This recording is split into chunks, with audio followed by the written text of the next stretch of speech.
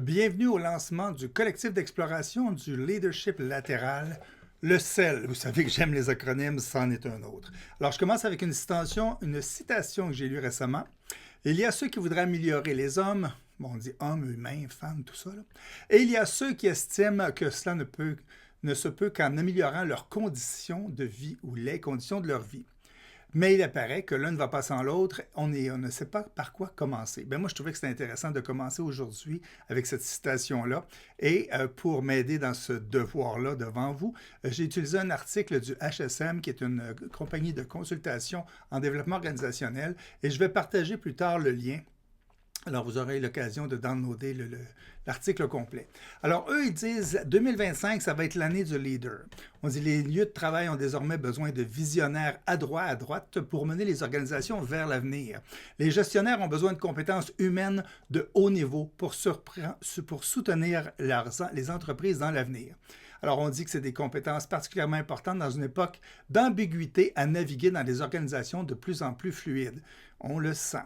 En fait, depuis quelques années, on utilise beaucoup l'acronyme VICA pour décrire l'environnement de travail, c'est-à-dire volatile, incertain, complexe et ambigu. Et en 2020, j'ai changé l'acronyme parce qu'il y avait quelque chose qui se passait en 2020, vous vous souvenez de la pandémie. Alors, l'acronyme, c'était VICA, bien sûr, mais avec des mots différents. Virtuel, inconnu, chaotique. Et le A, pour asocial, on l'a senti. Pour asymptomatique, c'est un mot très, très populaire en 2020. Et le mot qui, moi, m'a frappé le plus en 2020 pour VICA, c'est adaptable. Oui, on s'est adapté à cette situation-là. 5 ans plus tard, il y a un autre acronyme qui commence à être en vogue, c'est l'acronyme qui vient avec les mots suivants, c'est-à-dire fragile, inquiet, non linéaire et incompréhensible. L'acronyme, c'est fini. Mais non, on n'est pas fini. Sauf que l'avenir est quand même assez sombre avec tout ce qui se passe autour de nous. Je reviens sur le rapport du HSM. Pourquoi participer au CEL? Dans le rapport, il en parle. C'est comme s'il avait lu dans mes pensées. Tout au long de l'année 2024, on a été confronté à des changements importants. Entre autres, en 2024, on a essayé de revenir à l'ancien style de gestion qu'on appelle le leadership nostalgique. Puis un exemple de ça, c'est que autant pendant les premières années de la pandémie, on a tout fait pour dire aux gens, essayez d'être confortable chez vous. On a essayé de travailler pour que les conditions de travail soient les plus acceptables possibles. Puis en 2024, on est revenu avec un concept de retour au bureau, où là, tout ce qu'on pensait, c'est productivité optimale, combien de jours sont corrects. On ne pensait plus vraiment au confort des gens ou à leur santé et sécurité. C'est comme, qu'est-ce qu'on peut faire pour augmenter la productivité? Et on a forcé les gens à revenir au bureau comme avant. D'où le concept de leadership nostalgique. Et le groupe HSM, ce qu'eux disent, c'est qu'en 2025, on devrait plutôt parler de leadership adaptatif. La capacité à naviguer dans les eaux troubles, dans les paradoxes, dans l'incertitude, pour créer de la certitude, mais une nouvelle façon de gérer toutes ces notions complexes-là. Alors, je vous donne ici le code QR pour aller downloader pas l'application, mais l'article du HSM. Très, très intéressant. Comme toujours, ces gens-là, avec Mme Linda Gratton, font du très, très bon travail. Et j'aimerais aussi lancer, en fait, c'est une vieille affaire que j'avais découvert il y a plusieurs années, le 5F Guideline. C'est-à-dire qu'en 2025, on devrait revenir sur ce concept-là d'être flexible, future-oriented, fast-focused et friendly. Alors, je pense que c'est important de se repositionner et être capable de voir le futur d'une façon différente. D'où l'objectif du CEL, le collectif d'exploration en leadership latéral. Ce que je veux vraiment, comme je fais toujours depuis plusieurs années, presque 20 ans maintenant, réfléchir sur les pratiques courantes en gestion, étudier, comparer des alternatives. Il y en a plein à travers le monde et on a l'impression qu'on fait juste répéter les mêmes choses ici. Non, il faut s'ouvrir et regarder ce qu'il y a ailleurs. Puis ensuite, envisager des actions concrètes qu'on peut mettre en application immédiatement. Évidemment, tous les collectifs, le concept de base, c'est de partager des expériences communes, adapter, modifier, optimiser, essayer encore et encore, c'est-à-dire à force d'essayer de faire des choses et de partager, on finit par s'améliorer. J'aimerais faire une mise en contexte maintenant. Pourquoi le CEL cette année alors que j'avais déjà d'autres choses? En 2025, au début de l'année, j'ai lu Le Miracle québécois qui m'a vraiment allumé sur les façons que j'utilise pour faire passer les messages de mes contenus, en fait. Je dis souvent que ce n'est pas orthodoxe. Je fais des choses un petit peu différentes ou très différentes. J'essaie d'utiliser l'inconfort pour justement vous forcer à vous déstabiliser, à vous recadrer ensuite, là, unfreeze et refreeze. Et aussi en 2024, j'ai dû fusionner le CRAM et le CROI. Alors, le collectif de réflexion en agilité managériale et le collectif de réflexion sur l'organisation intelligente ont été fusionnés. Et je me suis rendu compte que d'une part, les sujets sont plus proches les uns des autres que je m'imaginais. Et deuxièmement, que les personnes qui participent aux deux ben, sont éminemment compatibles les unes avec les autres. Donc, pourquoi pas créer un nouveau collectif que j'appelle l'exploration du leadership latéral. Et tout ça, ça fait suite à une réflexion. Ça fait presque 20 ans que je suis en affaires et je réfléchis sur les façons que j'ai fait les choses. Et ma grande question, comme toujours, c'est est-ce que je suis encore pertinent? Est-ce que je peux rester pertinent? Qu'est-ce que je dois faire pour être pertinent encore cette année pour aider mes clients? Et là, je me suis remis dans un état d'esprit intéressant. En 2017-2018, j'ai assisté aux conférences Spark the Change à Montréal. Et pendant ces 2 années-là, en 2017 et 2018, Vikas Narula nous a parlé de l'importance des interactions, puis tout ça. Et en 2018, il nous avait posé une question. Je vais essayer de la lire bien en anglais, là. What is your heart itch? What keeps itching? But you never really scratched it. Alors, une espèce de démangeaison cardiaque. C'est quelque chose qui est profond dans votre cœur. Vous avez le goût de faire quelque chose. Ça vous pique. Vous n'avez jamais vraiment gratté. Et puis là, il nous a demandé, il dit, si vous pouviez gratter cette démangeaison-là, si vous pouviez expliquer au monde entier qu'est-ce que vous voulez vraiment faire, qu'est-ce que vous diriez? Puis là, il nous a invités à l'écrire puis à le dire haut et fort devant tout le groupe. Et puis, j'ai réalisé quelque chose, c'est que je ne l'avais jamais vraiment dit. Fait que là, je le dis. Mais je le dis depuis quelques années, mais là, je le redis aujourd'hui. Je recherche des gens un peu fous pour changer la façon qu'on gère les entreprises. Et c'est vraiment ça. Des fois, les gens me disent « Ah, t'es capoté, François. » Ben oui, mais je ne veux pas être capoté tout seul. Et à partir de ce moment-là, en 2018, j'ai cessé d'essayer de convaincre des gens qui ne comprenaient pas comment je travaillais. Alors, cette fois, en 2025, je le dis clairement. Je cherche des gens un peu fous pour pouvoir changer le monde. Je ne sais pas si vous êtes assez fous pour m'écouter jusqu'à la fin et embarquer dans ce beau délire-là, mais c'est ce que je cherche. Je n'ai pas le goût de convaincre personne. J'ai juste le goût de travailler avec des gens qui, justement, sont un petit peu fous, qui ont le goût d'essayer quelque chose. Puis, ça peut être des gens de différents niveaux hiérarchiques. On peut former une équipe avec différents niveaux hiérarchiques. L'avantage de ça, c'est qu'on fait un partage fou de réalité des différents niveaux dans l'entreprise. L'inconvénient, c'est qu'il y a peut-être des gens qui vont être inconfortables de parler à un VP des vraies affaires. L'alternative, c'est de dire qu'on met les gens de niveau hiérarchique à peu près équivalent pour qu'ils partagent, eux, une réalité commune. L'inconvénient de ça, c'est que, on est biaisé dans notre réalité, puis on n'écoute pas ou on ne sait pas ce que les autres vont dire. Bref, c'est pas important de toute façon. Ça dépend du nombre de personnes qu'on va réussir à amener ensemble. Alors, c'est sûr que moi, si j'ai pas assez de gens pour faire 2 groupes, je vais en faire rien qu'un qui va être mélangé. Mais si j'ai assez de gens pour faire 18 groupes, là, on pourra poser la question comment on le fait. Alors, de toute façon, le sel, ça va partir quand il va y avoir assez de gens qui vont m'avoir contacté pour travailler ensemble sur ce beau projet-là. Alors, le contenu du sel, 2 choses. Il va y avoir les paramètres de ce que j'appelle le leadership latéral. Oui, ça s'en vient, je vais vous en parler. Et l'autre chose, c'est les 3 lois de la biologie organisationnelle. Et les gens qui me suivent depuis quelques années en entendent parler beaucoup. Et puis, c'est un sujet qui est passionnant et qui prend de l'ampleur d'une année à l'autre. Et puis, il y a certaines personnes qui sont toujours surprises quand j'arrive avec des questions spécifiques sur chacune des lois. Bref, qu'est-ce que le leadership latéral? Mais ça, encore une fois, ceux qui me suivent commencent à en entendre parler. Et d'ailleurs, sur mon site web, en première page, c'est maintenant bien visible. Alors, le leadership latéral, c'est un mélange de curiosité, de conviction et de courage. Êtes-vous assez curieux pour vous ouvrir l'esprit vers des concepts qui vous paraissent peut-être un peu étranges, mais au moins vous êtes prêts à écouter? Avez-vous assez de conviction pour me dire aux gens ce que vous pensez qui devrait être fait avec des bons arguments et que vous continuez à en parler? Êtes-vous assez courageux, courageuse pour être capable de le mettre en application? Alors, je vous invite à passer le test. Vous allez ou sur mon site web directement à l'itaconcept.com ou vous cliquez là-dessus, vous scannez plutôt le code QR et il y a 3 questions qui va évaluer votre niveau de curiosité, de conviction et de courage. Et puis là, il y a une application géniale sur mon site web qui va vous donner un total. Et selon votre total, vous allez aussi être en mesure de déterminer si vous êtes capable de m'endurer pendant toutes ces rencontres. Alors, j'ai aucune prétention de dire que c'est mieux que le reste, ce que je fais. Ce que j'ai l'aplomb de dire, cependant, c'est que si votre score de leadership latéral n'est pas assez élevé, je vais être intolérable.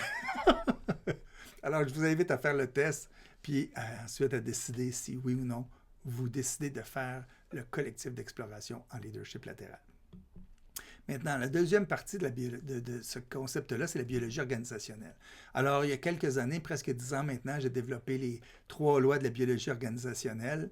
La première loi, c'est interagir pour réussir. Donc, c'est tout l'aspect communication dans une entreprise, interaction, rétroaction, tout ce qu'on peut faire ensemble, est-ce qu'on le fait de la bonne façon ou au contraire, on est figé dans nos silos ou nos strates organisationnelles.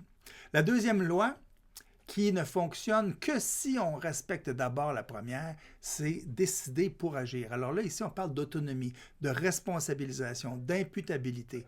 Alors, on est capable de décider par soi-même pour différentes choses, tant qu'on parle aux gens avant. Donc, la deuxième loi dépend de la première. Et la troisième, qui dépend des 2 premières aussi, c'est apprendre pour grandir. Donc, est-ce qu'on est capable de mettre en place des plans de développement pour tout le monde pour constamment devenir meilleur? Des plans de formation, des plans de coaching, des plans qui, en fait, vont optimiser votre potentiel. Encore une fois, pourquoi on fait ça? Pour être capable de mieux décider puis mieux agir. Et évidemment, il faut en parler aux gens avant de décider. Et finalement, il y a une loi zéro aussi. Ça, c'est basé sur les concepts des lois de la robotique d'Isaac Asimov qui avait développé au fil des ans la loi zéro. La loi zéro, c'est le pourquoi, notre raison d'être. Est-ce qu'on sait pourquoi on fait les choses? Malheureusement, il y a beaucoup de gens qui font leur boulot sans vraiment se poser la question pourquoi est-ce que c'est important. Encore une fois, ici, si ça vous intéresse, j'ai une série d'articles assez longs d'ailleurs sur la biologie organisationnelle. Vous allez sur mon blog, vous cliquez biologie organisationnelle ou vous cliquez directement ici. Les articles s'enchaînent l'un dans l'autre. Alors, vous allez voir, c'est une lecture de plusieurs milliers de mots quand même. On est toujours dans le contenu. Qu'est-ce que ça va être, le contenu du sel? Bien, j'ai développé au fil des ans beaucoup de contenu. C'en est un petit exemple ici. Et puis, j'ai tellement de contenu que je ne peux pas dire qu'on va être capable de passer à travers tout ça l'année prochaine, ou cette année, ou dans 3 ans.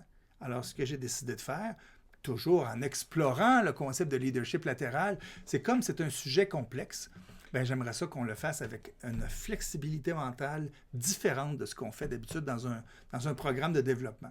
Alors, on va demander aux gens de s'adapter au contenu. Ce que je voulais faire, c'est que le groupe lui-même va décider quels sont les contenus qu'on va traiter dans la prochaine rencontre. Une rencontre à la fois, on décide, la prochaine rencontre, ça va être quoi? Donc, ça veut dire qu'on va avoir des interactions entre les rencontres, évidemment. Le format du sel, bien, ça va être différents cours, différentes rencontres, mais aussi la possibilité de faire du co-développement professionnel pour choisir choisir les contenus, comme je vous disais. Donc, le format va être différent. Ça ne sera pas un programme déjà déterminé d'avance. Ensemble, on va le faire. Et si vous décidez que ce que vous voulez, c'est présenter un cas et discuter du cas par rapport aux théories qu'on a couvertes la rencontre précédente, bien, ça sera du co-développement. Maintenant, la durée. Bon, premièrement, ça commence quand? Bien, ça va commencer quand il va y avoir assez de monde pour faire un groupe. Moi, je ne force pas. La plupart du temps, dans la plupart des années, je commençais au début mars ou après la semaine relâche, et puis on faisait 4 rencontres dans l'année. Bien, cette année, c'est pas comme ça que je vais le faire. On va attendre d'avoir assez de gens. Les gens vont me contacter. Oui, j'embarque. Et puis, dès qu'on a 8 personnes, c'est parti, on a une cellule. Oui, j'avais pensé à ça aussi. Alors, ça va durer comment tout ça, une fois qu'on part? Bien, si j'étais capable de vous donner une injection de leadership latéral pour que tout soit clair du premier coup, je le ferais. Malheureusement, c'est pas comme ça. C'est plus un concept de vitamine, c'est-à-dire un effet à long terme. Donc, le plaisir croît avec l'usage, l'effet croît avec l'usage. On sait donc quand ça commence. Et puis, au fil des ans, bien, j'ai des gens, moi, qui me suivent depuis 10 ans dans certains collectifs. Bien, c'est ça. Donc, ça va être une rencontre après l'autre. Ce qu'on veut, c'est évoluer ensemble. Et ça finira quand ça finira. Le contenant, maintenant. On a parlé du contenu, mais le contenant. Bon, ben, c'est des ateliers interactifs. Ceux qui m'ont déjà vu le savent comment ça fonctionne. Donc, beaucoup d'interactions, beaucoup d'exercices, beaucoup de réflexions. Oui, il va y avoir des présentations magistrales. J'ai du contenu, ça me sort par les oreilles. Il va y avoir certaines vidéos que je vais vous envoyer, autant les miens que des vidéos que j'ai faites avec des spécialistes à travers le monde. Il va y avoir certains articles, je vais vous envoyer des articles à lire, certains que j'aurai écrits, d'autres que je prends d'experts beaucoup plus intelligents que moi, et finalement des livres. Alors, les gens qui viendront dans ma bibliothèque, on va choisir les livres. J'en ai des centaines à choisir. Vous avez l'embarras du choix, en fait. Ça veut dire aussi qu'il faut les lire. Mais bon, ça, je ne peux rien imposer là-dessus. On continue dans le concept du format. Comme les autres collectifs depuis plusieurs années, 4 rencontres par année. On commence ça vers 10 heures, donc des rencontres de 7 heures, là, 7 à 5 environ. Des groupes de 8 à 15 personnes. Oui, ça va être à Repentigny, à moins qu'on décide d'aller chez un des participants. Ça peut être super le fun de combiner une visite industrielle en plus. Et puis au total, ben, si c'est à Repentigny dans les heures que je viens de vous donner, c'est après le rush hour. Donc les gens ont le temps d'aller porter les gens à la garderie, puis le soir, ben, on parle au conjoint, à la conjointe pour aller chercher les enfants, puis on reste au sel pour prendre une petite bière et manger des chips, parce que j'aime les chips, c'est comme ça. Et en plus, ben, il y aura 10 rencontres de suivi virtuel. Je l'ai essayé l'année dernière. C'est pas tout le monde qui se présente aux rencontres, mais ceux qui se présentent, je pense qu'ils en retirent quelque chose à chaque fois. Donc, c'est des rencontres informelles pour dire qu'est-ce que j'ai fait, j'en suis où, qu'est-ce qui me préoccupe présentement. On va enregistrer les rencontres. Et maintenant, avec Zoom, ben, il y a l'assistant virtuel qui fait une transcription assez intéressante et qui résume, dans le fond, l'heure qu'on aura passée ensemble. Finalement, j'aimerais ça, encore une fois, essayer de mettre en place de la communication asynchrone sur Slack. Ça ne marche pas toujours bien. Je ne sais pas pourquoi, mais bref, on va le mettre quand même pour le groupe. Autre chose, un bonus pour les gens qui s'inscrivent au CEL. Alors, on a 4 rencontres. Donc, on parle de 7 x 4, 28 heures d'intervention. 10 heures d'intervention additionnelle mensuellement pour savoir où est-ce qu'on en est, puis consolider l'équipe dans le fond, là, faire augmenter le sentiment d'appartenance. Et j'ai pensé à une autre affaire cette année, parce que j'aime ça, c'est des affaires nouvelles. Vous connaissez le concept de « educated guess » en anglais. Alors, « educated guess », dans le fond, c'est une supposition fondée sur la connaissance et l'expérience et donc susceptible d'être correcte. En général, on demande à un expert « What's your educated guess » ? Qu'est-ce qui va se passer? Bien, justement, moi, cette année, je lance un autre concept, j'appelle ça « Educated Guests ». Alors, je vais demander à des experts de répondre aux questions qu'on aura pour eux. Chaque expert va se présenter pendant 10-15 minutes. Ensuite, on va réfléchir à des questions et on ouvre la discussion. J'ai déjà 7 experts qui ont confirmé qu'ils seraient là, donc, ouais, c'est ça. On a un autre 7 heures de contenu incroyable pour les gens qui vont embarquer dans le CEL. Maintenant, les résultats. J'ai appris à mes dépens de ne pas promettre des choses que je ne peux pas livrer. Maintenant, vous allez me dire, oui, mais ça me donne quoi si je ne sais pas qu'est-ce qu'il va y avoir? Bien, c'est ça d'être curieux. C'est de faire confiance au processus, me faire confiance pour vous faire développer, faire exploser le cerveau un petit peu. Et puis, tout ce que je peux vous dire, c'est qu'après 10 ans de collectif de réflexion sur l'organisation intelligente, après avoir créé 16 modules au CRAM et avoir développé, on était rendu à 3 ou 4 cohortes différentes par année qui ont passé à travers plusieurs modules. Après 5 ans de rencontres virtuelles où j'ai appris, comme beaucoup d'autres, à animer d'une façon différente et intéressante les rencontres qui s'appelaient avant des webinaires poches. À cette heure, on a des vraies rencontres de discussion. Bien, je pense qu'il y en a de la croissance et du développement des gens qui participent. Mais bon, ceux qui ont déjà assisté à mes événements savent qu'on finit les rencontres avec un petit vidéo. J'ai fait un petit collage de différentes vidéos pour vous montrer un peu quels sont les résultats puis quel genre de vibe on va aller chercher.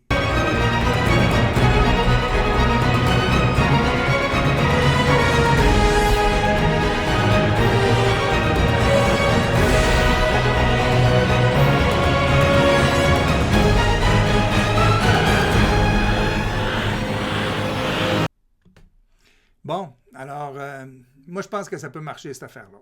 Ça a marché depuis des années. Ça fait 20 ans que je fais des rencontres en collectif de réflexion ou en communauté de pratique. Il n'y a aucune raison pour laquelle ça ne marcherait pas. Il y a une chose qui est nécessaire, un ingrédient essentiel au succès.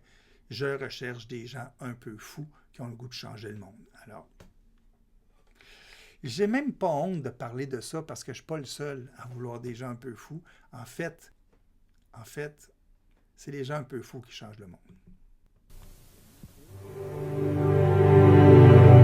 Here's to the crazy ones, the misfits, the rebels, the troublemakers, the round pegs in the square holes, the ones who see things differently.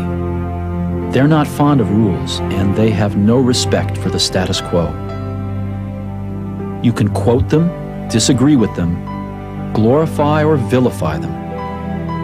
About the only thing you can't do is ignore them, because they change things. They push the human race forward. While some may see them as the crazy ones, we see genius. Because the people who are crazy enough to think they can change the world are the ones who do.